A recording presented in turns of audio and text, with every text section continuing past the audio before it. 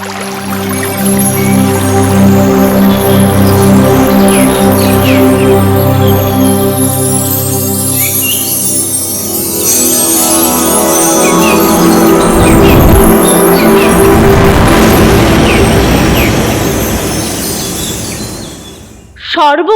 সহযোগী হয়েছে অনুকূলচন্দ্র।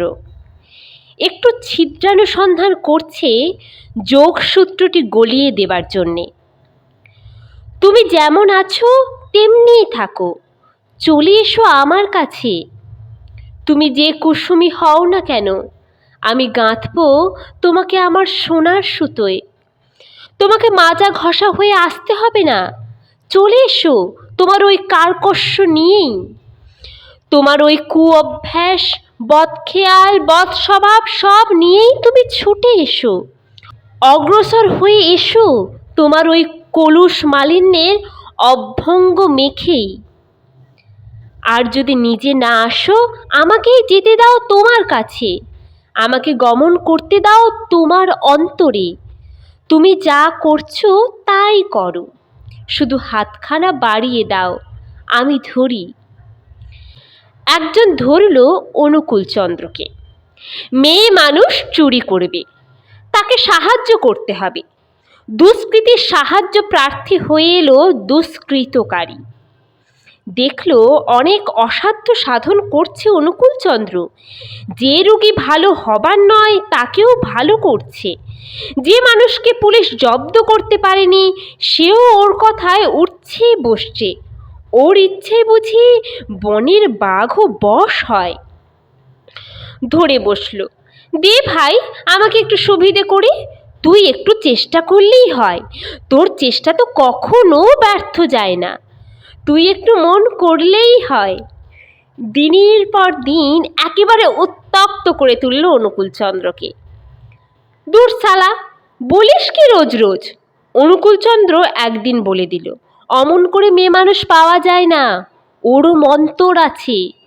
মেয়ে মানুষ হাত করার আবার মন্তর? বাজি রাখ দেখি তবে, বশ করে যদি দেখাতে পারিস তবে বুঝবো। হ্যাঁ। সঙ্গীটি ধরে বসলো অনুকূলচন্দ্রকে। দেখাই যাক না ওর কেমন মন্তর। ব্যারাম তো আরাম করে, দস্যু ডাকাতকেও বশ মানায়, এখন মেয়ে ছেলে কেমন করে হাত করে একবার দেখাই যাক। তখন বিকেলবেলা, গাগড়া কাঁখে মেয়েরা জল নিয়ে যাচ্ছে পদ্মা থেকে। একজন স্ত্রীলোককে দেখিয়ে অনুকূলচন্দ্র বললে, দেখবি মন্ত্রের কেরামতি দেখবি, একটু তফাতে থেকে দেখ। অনুকূলচন্দ্র গটগট করে হেঁটে চলে গেল স্ত্রীলোকটির কাছে। মায়ের কাছে ছেলে যাবে তাতে ভয় কি? যতক্ষণ সন্তান ভাব নেই ততক্ষণই সংকোচ। ওই সংকোচ সর্পেই তো ছোবল মারছে অনুক্ষণ, ওই বিষেই তো জর্জর হয়েছে হৃদয়। মাতৃমন্ত্রে ঝেড়ে ফেলে দিয়ে সেই বিষ, মাতৃধ্যান করে নির্বিষ হ, নির্দাহ হ। মা গো! অনুকূলচন্দ্র এগিয়ে গিয়ে ডাকল স্ত্রীলোকটিকে। কি মধুক্ষরী নাম, কি প্রাণারাম বলি! অনুকূলচন্দ্রের কণ্ঠে যেন বেজে উঠল আরও মধুময় হয়ে। সে কি কণ্ঠ, যেন হাজার তারের অমৃত বর্ষে একখানি বীণা। সে ডাকে তরলিত হয়ে গেল মাতৃহৃদয়। বিশ্বের সকল জননীর যেন সমবেত আবির্ভাব হলো সেই নারী হৃদয়ে। পৃথিবীর সকল ছেলে যেন একসঙ্গে মা বলে ডেকে উঠেছে ওই ছেলের কণ্ঠে। বাবা! চিবুকে হাত দিয়ে সাদরে কুশল জিজ্ঞাসা করল মাটি। লক্ষ্মী ছেলে আমার, কেমন আছো বাবা? কথা বলতে বলতে সঙ্গে সঙ্গে এগিয়ে গেল অনুকূলচন্দ্র। মাতৃতোষে বাং মাধুর্য হৃদয় স্পর্শ করেছে মার। গল্প করতে করতে ওদের বাড়িতে এসে ঢুকলো অনুকূলচন্দ্র। মা এখন কিছু না খাইয়ে ছাড়বে না। দুধ, চিড়ে, মিষ্টি, কলা যা ঘরে ছিল কাছে বসে খাওয়ালে। কি ছেলে কাছে বসে খাওয়ায় আর তাকিয়ে তাকিয়ে দেখে। সন্তান স্বভাব এই গাঁয়ের যুবকটিকে। এমনটি তো এখনো দেখা যায় না। বহুর মধ্যে যেন এক বিশেষ, সাধারণের মধ্যে যেন এক অসাধারণ পঙ্কসজ্জায়, যেন এক সুষমাময় পঙ্কজ, ধ্যান্ত গর্ভে স্থির জ্যোতি অনির্বাণ দীপশিখাটি। বাড়ি থেকে বেরিয়ে এসে দেখলে সঙ্গীটি চুপিসারে পিছু নিয়ে এসেছে। বললে, দেখলি তো মন্তরের জোর? বন্ধু অবাক। সত্যি কিছু মন্তর জানে অনুকূল। অচেনা মেয়ে মানুষটিকে এক মুহূর্তে এমন বশ করে ফেললে। যেমন করেই হোক এই মন্তর বাগাতে হবে ওর কাছে থেকে। অনুকূল চন্দ্রের পিছনে লেগে গেল নাছোড় হয়ে। ওই এক কথা, ভাই কবে শিখাবি বল? রোজ ঘোরাফেরা করবে, কিছুতেই ছাড়বে না। অমন তুকটা না শিখলে তো চলছে না। দেখা হলেই বলে, কই ভাই কবে শেখাবি বল না? অনুকূল চন্দ্র বলে, দাঁড়া শিখবি একদিন। ব্যস্ত হচ্ছিস কেন অত? না ভাই, আজ শেখা, আজ আর ফাঁকি দিস নে। একদিন জুত করে ধরে বসলো। দেখ তো কতদিন হয়ে গেল। কি জিনিস না শিখেছিস মাইরি। শিখবি ওই মন্ত্র? সহসা গম্ভীর হয়ে উঠল অনুকূলচন্দ্র। বসেছিল, উঠে দাঁড়ালো। বললে, চল আমার সঙ্গে। সঙ্গে করে নিয়ে এলো পদ্মার ধারে। নে আচমন কর। অকস্মাৎ এ কি চেহারা হয়ে গেল অনুকূলচন্দ্রের। চোখ স্থির পলক, দৃষ্টি দূর বিসারী গভীর, মুখে সমুদ্রের গাম্ভীর্য। দেহ থেকে তেজ বিকীর্ণ হচ্ছে। প্রলয় নৃত্যের আগে বুঝি তাল স্মরণ করে নিচ্ছেন মহাদেব। এ কি নির্ভ্রুক্ষেপ চিত্তনিবেশ, এ কি স্থির ব্যক্ত যক্ষানল। আত্মহুতি দিতে হবে নাকি ওই হোমাগ্নিতে? গণ্ডুষ্কর, জল নে। যেমন বলা গেল তেমনি করল। আসন্ন সিদ্ধির স্বপ্নে হৃদয় উল্লসিত হবে কি? মন্ত্রদাতার ভাবান্তর দেখে ভীত চকিত হয়েছে তার অন্তরাত্মা।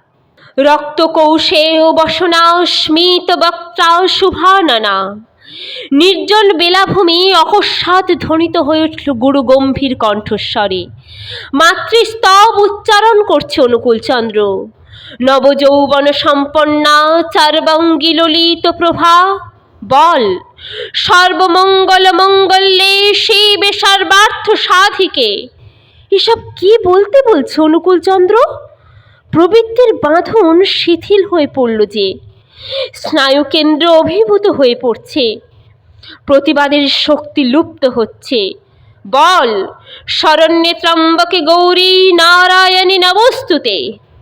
শিউরে উঠল লোকটা, রোমাঞ্চিত হয়ে উঠল দেহ। এ কি করাতে কি করাচ্ছে ও? এসব কি?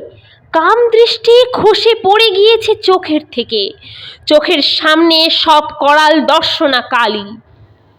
অসংখ্য রক্ত জিহ্বায় লেহন করছে তার লালসার তাপ। চিৎকার করে উঠল ভয়ে, ভাই তুমি আমার এ কি করলে? মাটিতে বসে পা জড়িয়ে ধরল অনুকূলচন্দ্রের। কেন বশীকরণ শিখবি নে? মা বলে ডাকলে মাটির প্রতিমায় প্রাণ সঞ্চার হয়। আর মানুষ মাকে বশ করতে পারবি নে? খুব পারবি। বল, মা, মা আমার, আমি তোর ছেলে, তুই ছেলের কথা শুনবি নে? মা ধরে ফুঁপিয়ে ফুঁপিয়ে কেঁদে উঠল মন্ত্রার্থী। মাতৃমন্ত্রের ঝংকারে ছিঁড়ে পড়ে গিয়েছে কামতন্ত্রীর তারগুলো। আর একজন বন্ধু জুটিয়েছে, সে চোর। তার সঙ্গে ভারী ভাব জমে উঠেছে অনুকূলচন্দ্রের। যেদিন অভাবে পড়ে অনুকূলচন্দ্র সেদিন আহার জোগায়।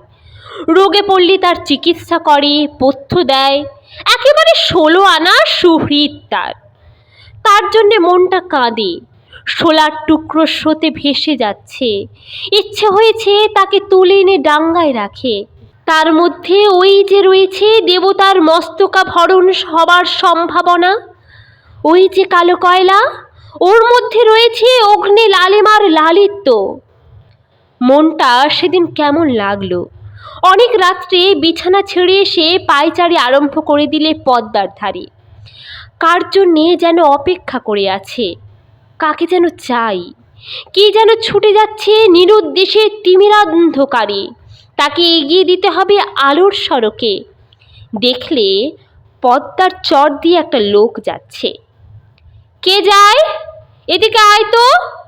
হাঁক ছাড়ল অনুকূলচন্দ্র। এ মুহূর্তে আর কে? নিশ্চয় এ সেই। লোকটা কাছে এলো। সে গলা চিনেছে তার। দেখল সেই তো, সেই চোর বন্ধু, চুরি করতে বেরিয়েছে গভীর রাত্রে, হাতে শীত কাটার হাতিয়ার। কোথায় চললি? তবু শুধলে অনুকূলচন্দ্র। দেখতেই তো পাচ্ছ, মুখে আর কিছু বলতে হবে? কিন্তু চুরি করতে গিয়ে ধরা পড়িস যদি, ঠকাতে গিয়ে যদি ঠকিস, বেকুবের মতো কাজ করিস নে। খবরদার, আর কোনোদিন একলা যাবি নে। আমাকে ডেকে নিস সঙ্গে, আমি তো আছি, সাধ্যমতো তোর ভালোই করব। সে রাত্রে আর চুরি করা হলো না। অনুকূলচন্দ্র জিজ্ঞেস করলো তারপর, ঘরে খাবার আছে? থাকলে কি আর জীবন হাতে করে বেরোই দা ঠাকুর? আয় তবে আমার সঙ্গে। বাড়ি নিয়ে গিয়ে কয়েকটা টাকা দিলে ওর হাতে। ধর, এই দিয়ে চালিয়ে নিস একরকম করে। একটু কষ্ট হোক, কিন্তু নাজিহাল তো হবি নি। সত্যি বড় পেশমান কাজ দা ঠাকুর। পরদিন নিশুতি রাতে আবার বেরিয়েছে। ভাবলো দা ঠাকুর যখন বলেছে তখন সঙ্গেই নিয়ে যায়। অমন লোক একসঙ্গে থাকলে অনেক ভরসা।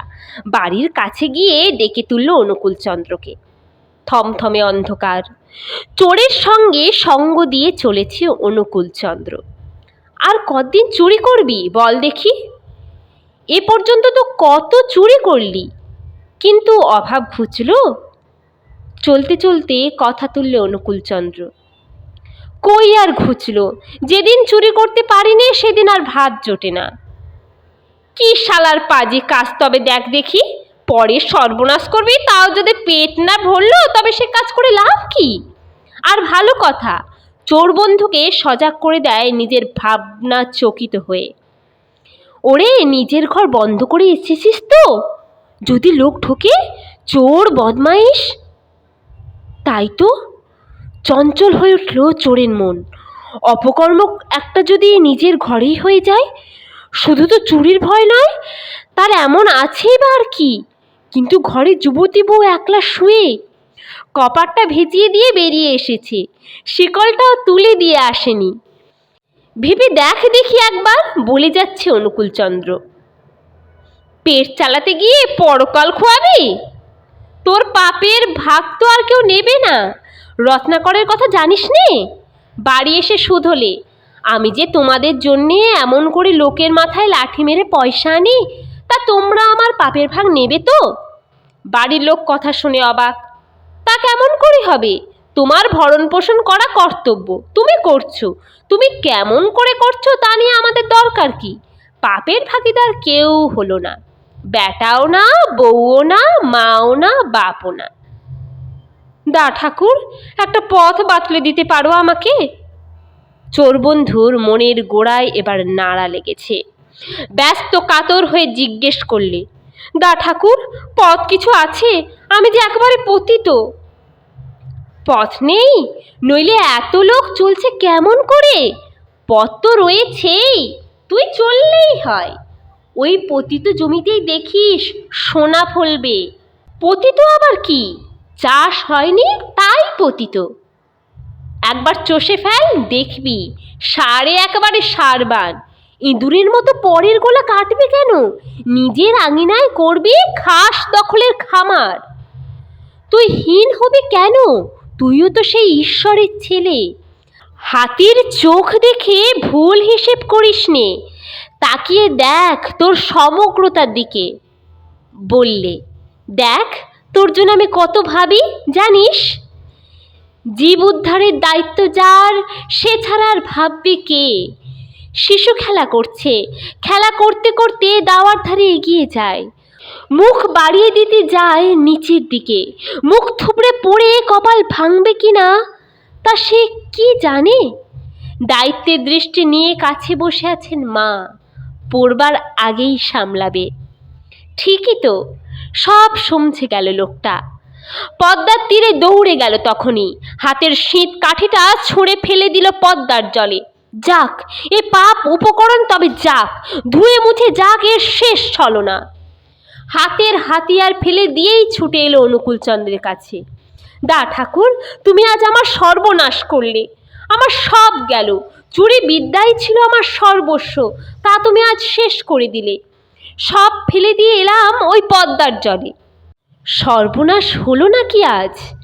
সর্বস্ব বলে যাকে আঁকড়ে ধরেছিল বিসর্জন দিয়ে দিল তাই নিঃস্ব হয়ে পড়ল। সিদেলের ঘরে ঠিক শীত কেটেছে তবে ছিদ্রান্বেষে, ফাঁসিয়ে দিয়েছে বৃত্তির সিন্ধু।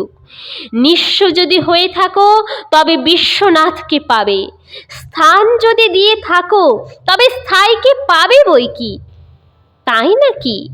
অনুকূলচন্দ্র বললে, বেশ করেছিস, তবে আর করতে হবে না ও কাজ, চল ব্যবসা করবি।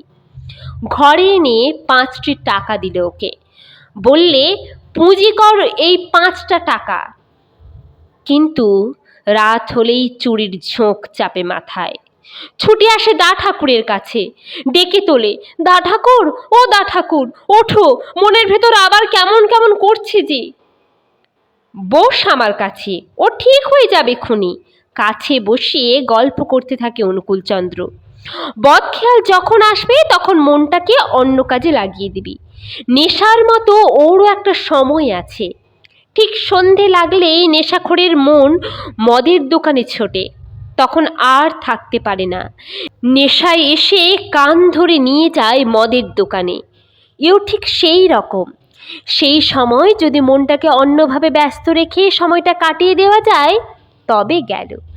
রাত্রির হলেই মনটাকে অন্য কাজে রাখবি, একদিকে লাগলেই অন্যদিক ফসকা।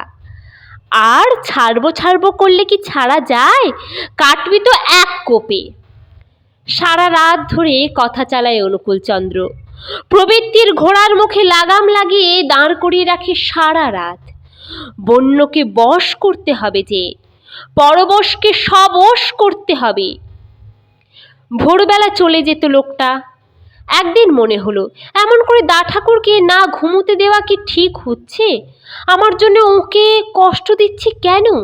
কিন্তু রাত হলেই অন্তরের চোর মানুষটি জেগে উঠত, বলতো, চল চুলি করতে যাবি নে, ওঠ। না, আমি শীতকাঠি পদ্মায় ফেলে দিয়েছি। তাতে কি হয়েছে? আরেকটা তৈরি করতে কতক্ষণ?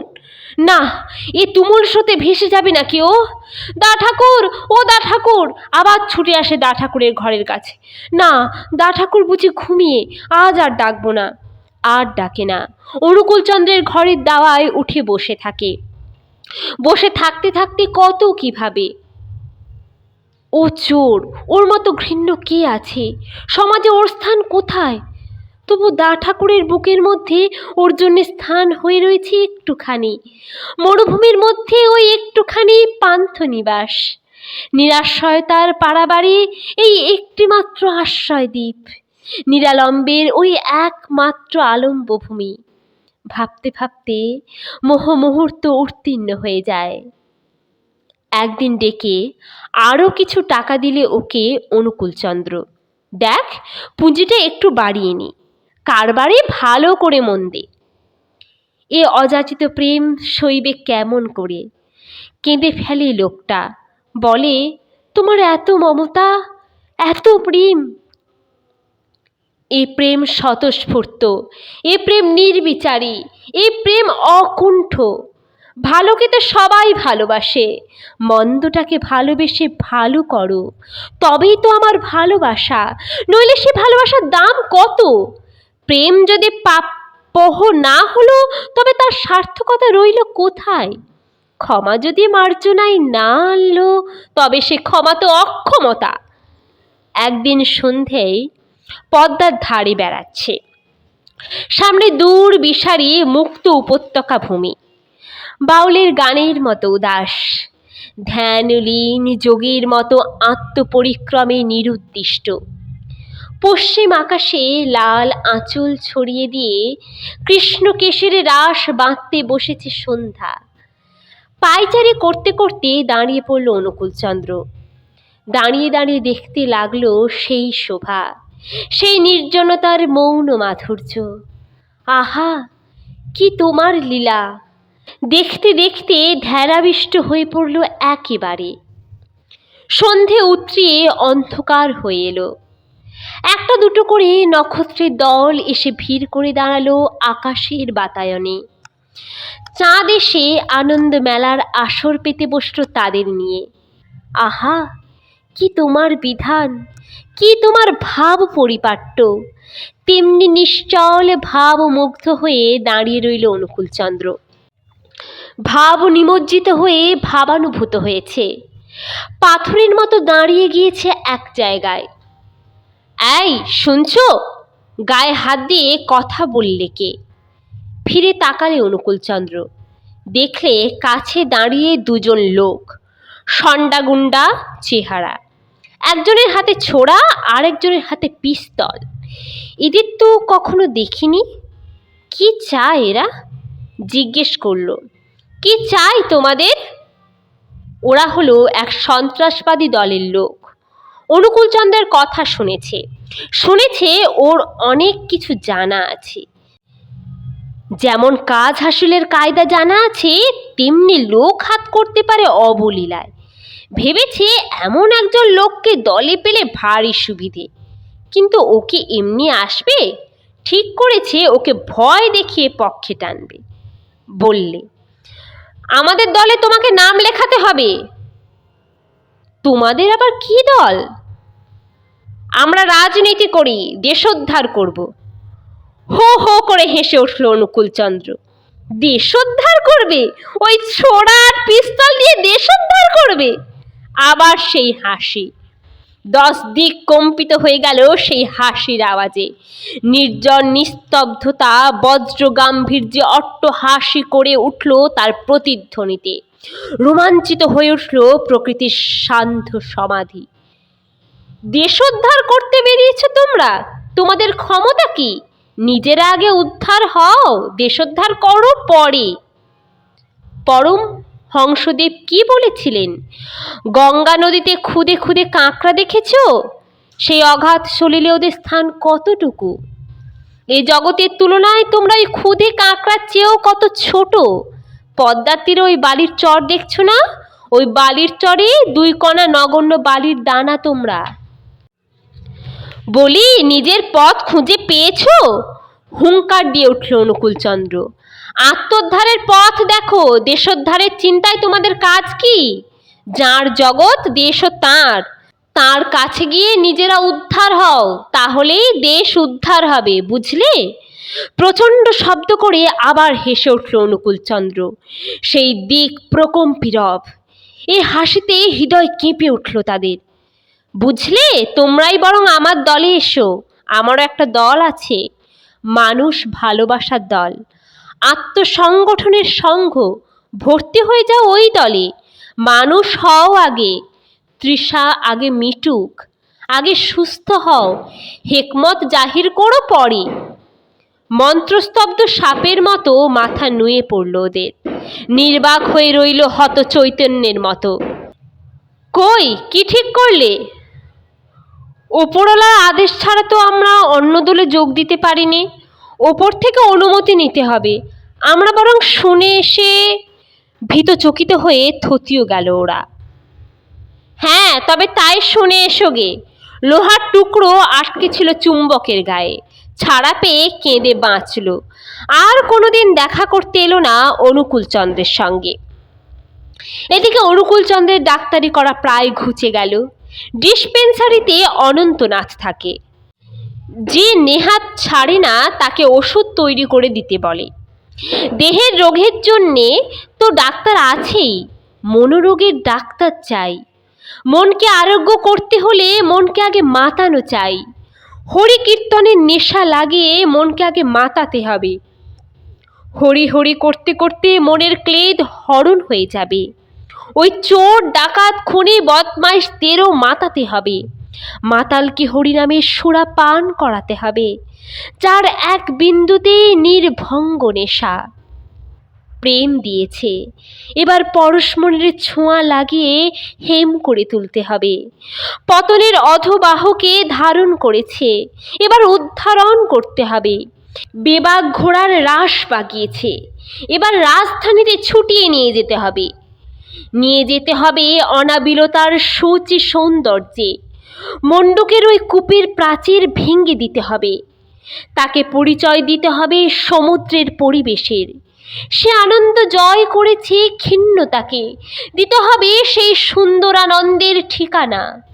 যে হর্ষের হলচল নেই, দিতে হবে সেই হৃষিকোত্তর হ্লাদ।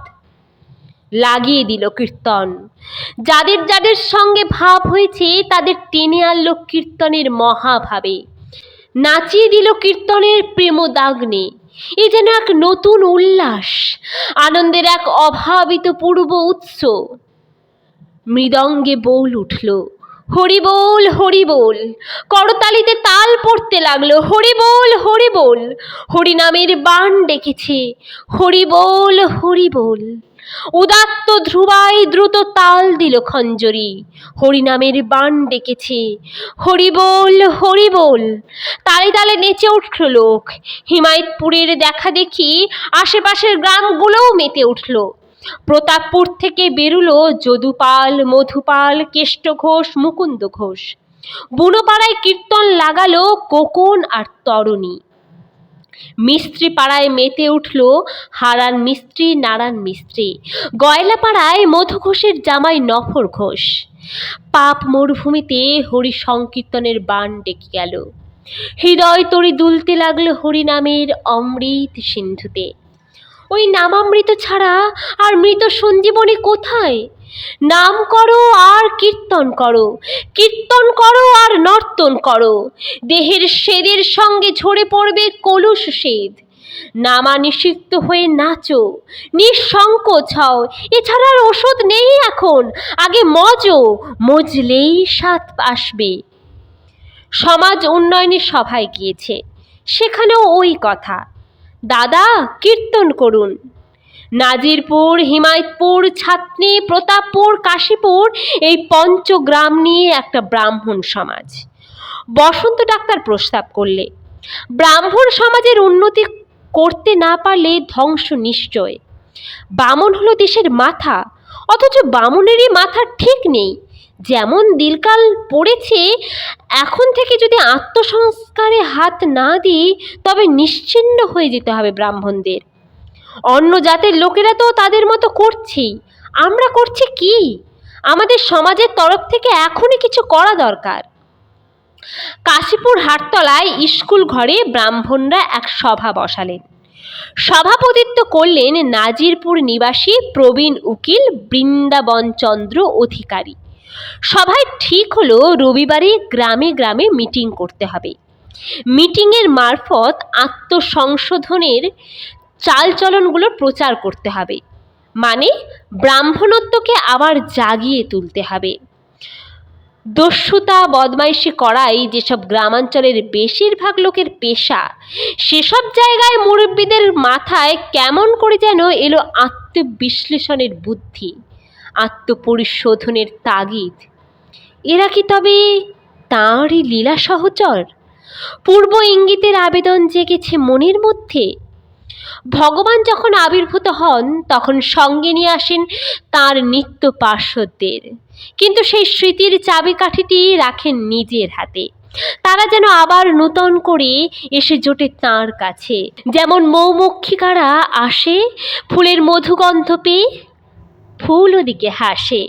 এখানে ছুটে আসবার জন্যেই তো আমাদের জন্ম। তোমাদের মনে না থাকলে কি হয়, আমি সব জানি। অনুকূলচন্দ্র হাসতে লাগলো মনে মনে। অর্থাৎ যেমন করেই হোক, জলে তো আগে ঢেউ উঠুক, গুমট কেটে আগে একটু হাওয়া খেলুক। প্রথম রবিবারের মিটিং বসল নাজিরপুরে, দুর্গানাথ সান্যালের বাড়িতে। দুর্গানাথ হলো বৃন্দাবন বাবুর ভাগ্নে। গাঁয়ের জমিদার যাদব চৌধুরীদের এস্টেটে নায়েবের কাজ করে। মিটিংয়ে ছাত্রীর কৃপানাথ চৌধুরী ব্রহ্মচর্য সম্বন্ধে বক্তৃতা করলেন। বসন্ত ডাক্তার সন্ধ্যা গায়ত্রীর প্রয়োজনীয়তা নিয়ে দু চার কথা বললেন। অনন্তকে সঙ্গে নিয়ে অনুকূল চন্দ্রও এসেছে সভায়। 5 গাঁয়ের সব ব্রাহ্মণদের একত্র হবার কথা। বৃন্দাবন অধিকারী অনন্তকে বললেন, তুমি ব্রহ্মচর্য সম্বন্ধে কিছু বলো।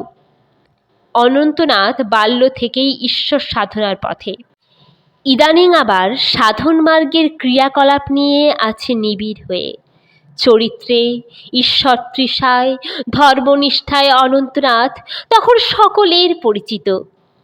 কিন্তু ব্রহ্মচর্য সম্বন্ধে কি বললে ঠিক হয়? ব্রহ্মচর্যের খাঁটি রূপটি কেমন?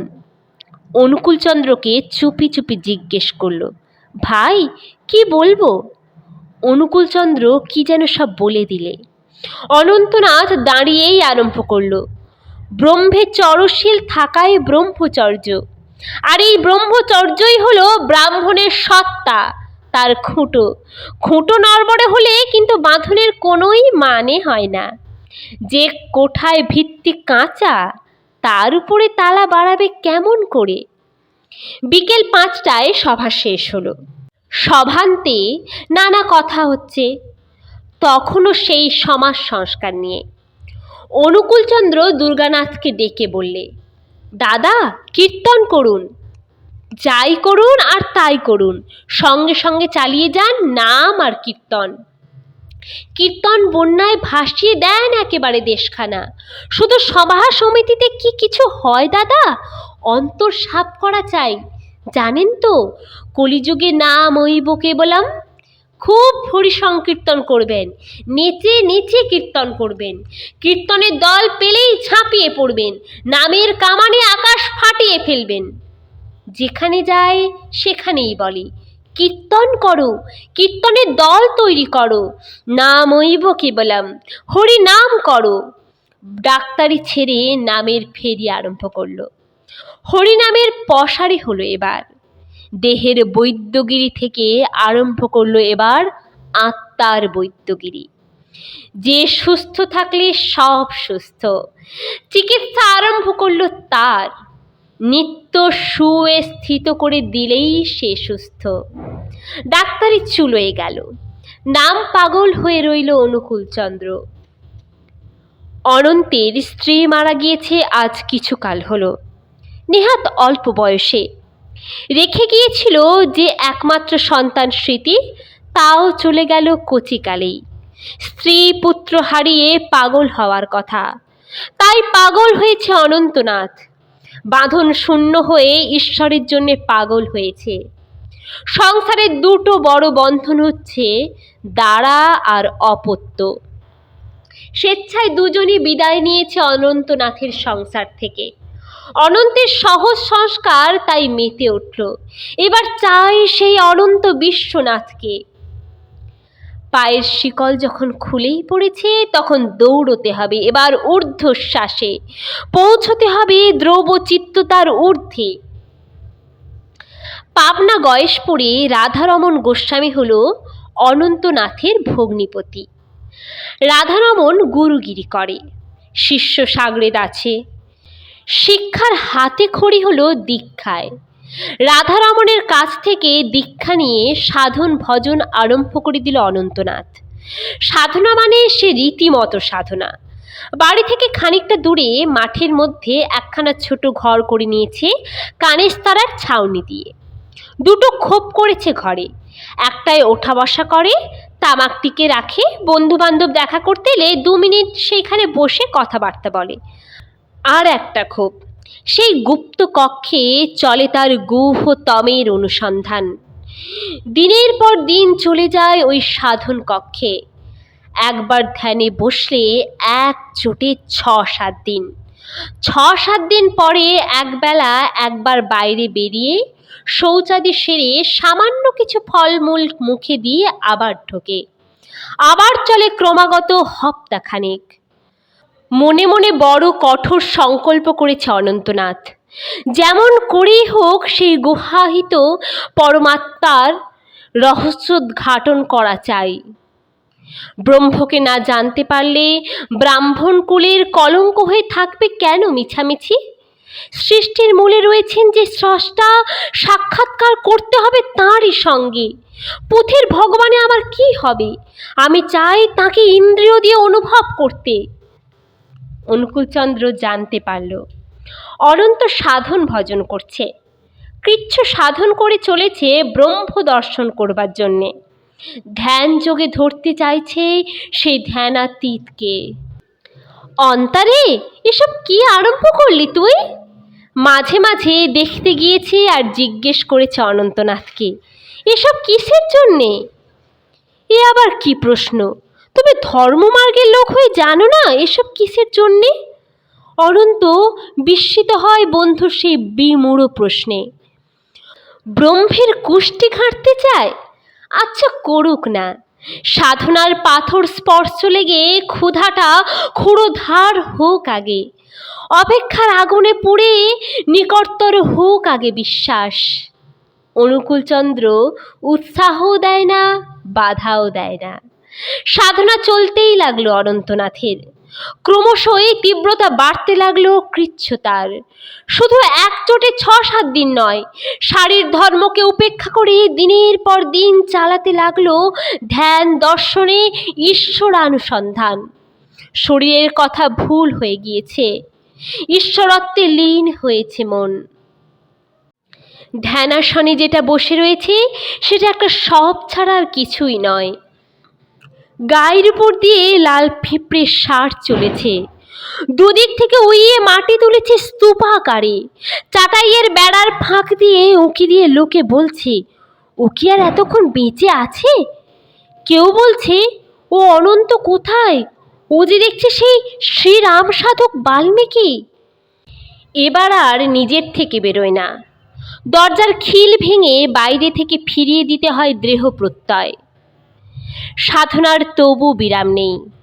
শুধু বাল্মীকি হওয়াই তো আর সাধনা নয়, রামকে চাই। যতক্ষণ রাম নেই ততক্ষণ বিরামও নেই, বিরতি নেই। লগ্ন রতি হয়েছে ঈশ্বর দর্শন প্রচেষ্টায়। নিরবচ্ছিন্ন ধ্যানে একদিকে শুকিয়ে উঠল দেহতন্ত্রটা। সাধনায় তবু সিদ্ধি এলো কই? ধ্যান যোগে ধ্যেয়কে ধরা গেল কই? হতাশ হয়ে পড়ল অনন্তনাথ। দুশ্চর্য তপস্যা দিয়েও যাকে আয়ত্ত করা গেল না, তাকে পাওয়ার স্বাদ পোষণ করবে আবার কোন ভরসায়? ধ্যানে নাদ শ্রবণ হলো, জ্যোতি দর্শন হলো, মর্তলোকের উপরের খবর পাওয়া গেল, কিন্তু ভগবানকে পাওয়া গেল না তো। ও তো সিদ্ধাই চায়নি, চেয়েছে সিদ্ধি, চেয়েছে বিদ্ধি। তপদৃষ্টি দিয়ে যদি ঈশ্বরকে বিদ্ধ করা না গেল, তবে সে তপে আর কাজ নেই, আর কাজ নেই সেই অকেজো দেহের ভার বহন করে। স্থির করল অকাম সিদ্ধ হয়ে বেঁচে থাকবে না।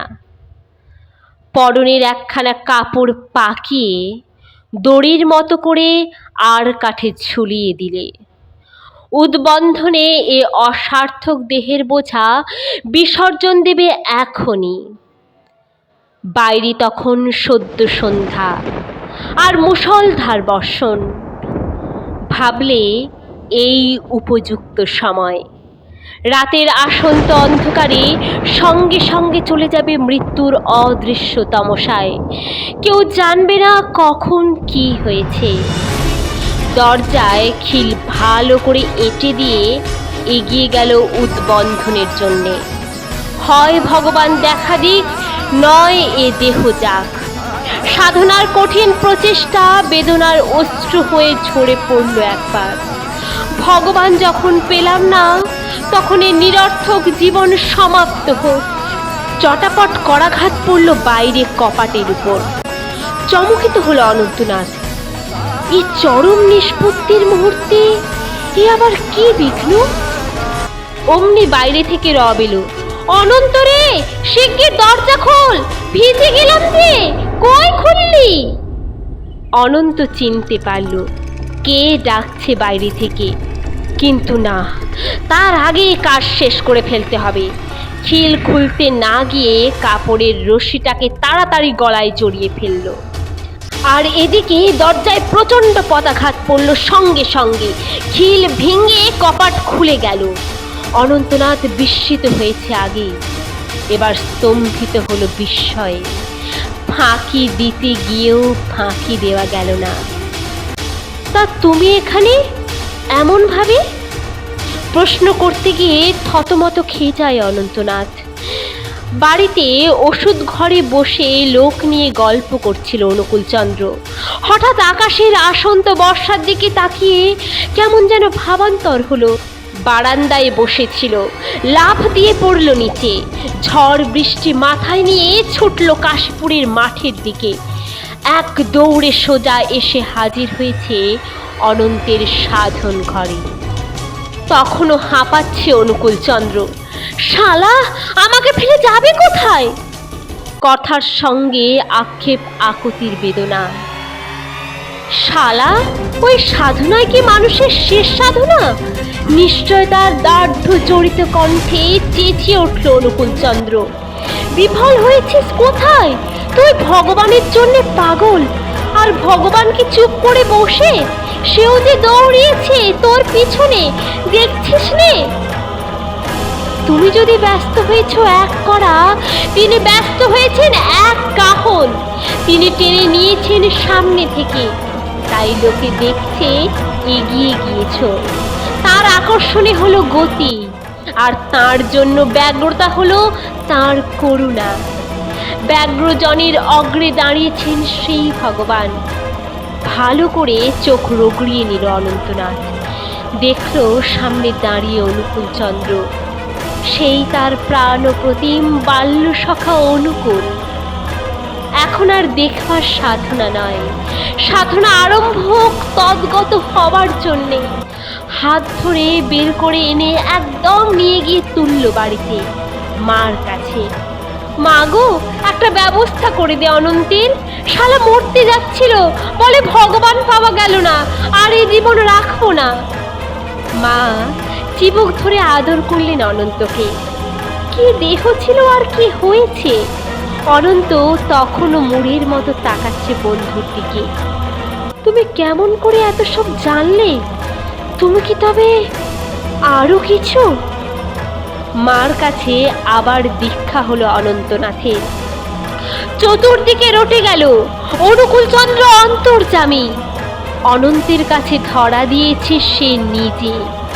ঘটনাটাকে প্রচার করে না বেড়ালেও প্রিয়তমের প্রসঙ্গ লোকের কাছে না তুলে পারে না অনন্তনাথ। যে মকরন্দ পান করেছে গোপন করে রাখতে পারে না তার সাধু, তার সংবাদ। লোকে বললে, তোমাকে আর এখন ডাক্তার বলবো কি গো? তুমি যে অন্তর্যামী ঠাকুর, তুমি কি আর শুধু অনন্তের? তুমি আমাদের সকলের। কেউ বললে, তুমি প্রেমের ঠাকুর, নদের চাঁদ, গৌর ঠাকুর। সেবার ছিলে নদের প্রাণ, এবার হলে হিমায়তপুরের প্রাণ। তুমি আমাদের প্রাণ আরাম। এ আবার কি হলো? করতে গেলাম এক, হলো আর এক। অনুকূলচন্দ্র উসপিসিয়ে উঠল মনে মনে। পরমপিতা, এ তুমি কি করলে? আমাকে যে সবাই ঠাকুর বলতে আরম্ভ করলো। সকলকে বুঝিয়ে বললে, ওগো, তোমরা ও কথা আর বলো না। মানুষকে কি ও নামে ডাকতে আছে? কিন্তু লোকে বলতে ছাড়বে না। ঠাকুর আলে দেখিয়েছ, এখন ঠাকুর বলবো না? তোমাকে আমরা ঠাকুর বলবো, আর তোমাকে ঠাকুর বলবো না বলবো কাকে? তুমি লুকোলেই আমরা ছাড়বো? কি আর করবে? ভাবলে, যাক শালা, ভাত রাঁধার বামুনকেও তো লোকে ঠাকুর বলে, আমি না হয় শালার সেই ঠাকুরই হলাম। ডাক্তার ছিল, এবার ঠাকুর হলো অনুকূলচন্দ্র। অনন্তেরও সেই কথা। আর কেন নিজেকে লুকোচ্ছ? ধরা দিয়েছ, এবার হাত ধরো। মন্ত্র পেয়েছি, এবার মনকে ত্রাণ করো। নাটাইয়ের পাক দিয়ে ঘড়িকে টেনে নাও তোমার কাছে। যা বলি তবে তাই শোনো। হাত জোড়ো করে দাঁড়ালো অনন্তনাথ। বাল্য সখা হলে কি হয়? তুমি যে আমার দুই পাড়েরই বন্ধু, তুমি আমার একুল ওকুল দুকুলি। তুমি যেমন আমার পার্থিব প্রণয়ের প্রশ্রয়, তেমনি আমার পরম প্রণামের আশ্রয়। পাপহং পাপকর্মাহং পাপত্ব পাপ সম্ভব ত্রাহি মাং পুণ্ডরীকাক্ষ সর্ব পাপ হরো হরি। মনে মনে প্রণাম পাঠ করল অনন্তনাথ। তোমার কথা শুনবো না? শুনবো কার কথা? কি করতে হবে বলো? আবার ডাক্তারি কর। সূক্ষ্ম সাধন মার্গ থেকে টেনে নিয়ে এলো একেবারে স্থূল বাস্তবের পথে। চোখ মুজে থাকলে কি হবে? কাজ কর। আর না খেয়ে খেয়ে কি রূপই না হয়েছে! ভগবান ভোজে ভোজে শুকিয়ে যাবি নাকি? খাবি দাবি ফুর্তি করবি, শালা রাজার বেটা হবে মহারাজ। আবার ডাক্তারি আরম্ভ করল অনন্তনাথ। সে কি পসার তখন! লোকের বিশ্বাস ঠাকুরের নিজের লোক অনন্ত। ঠাকুর তো আর রুগী দেখেন না, এখন অনন্ত ডাক্তারকে ডাকো। পয়সার কাঁড়ি উঠতে লাগলো পকেটে। না চাইলেও নিতে হয়। এ ভিজিট নয়, দক্ষিণা দিচ্ছি তোমাকে, নিতে হবে। ঠাকুর বললেন, শালা এবার সোনার চেন ঘড়ি লাগা দেখি। আর হেঁটে রুগী দেখবে কেন? ঘোড়ায় চড়ে যা, তুই হলি মহারাজ মানুষ। তথাস্তু। সোনার চেনে ঘড়ি বেঁধে ঘোড়ায় চড়ে কলে যেতে লাগলো অনন্তনাথ। আর আরম্ভ হলো খাওয়া দাওয়ার পরিপাটি, একেবারে রাজস্বিক ভোজন। ব্যবস্থা করতে লাগলেন ঠাকুর নিজের বাড়িতে। শুটকে সাধু হয়েছিল, এবার চেহারা ফিরে গেল দিব্যি রাজা গজার মতো। ঠাকুর তো ভারী খুশি, এই না পদে আসছে। মানে স্খলিত পদ থেকে ঈশ্বর পদে আসছে। বাইরে থেকে রাজস্বিক হলে কি হবে? অচ্যুত পদে দত্ত সর্বস্ব হয়ে পড়েছে অন্তরে অন্তরে। দূর থেকে ঘোড়ায় চড়ে আসতে দেখলেই ঠাকুর বলেন, ওই যে রে মহারাজ আসছে। ওই যে মহারাজ বলে ঠাকুর ডাকলেন। সেই থেকে আর এক নামই হয়ে গেল মহারাজ। মহারাজ মানেই অনন্তনাথ।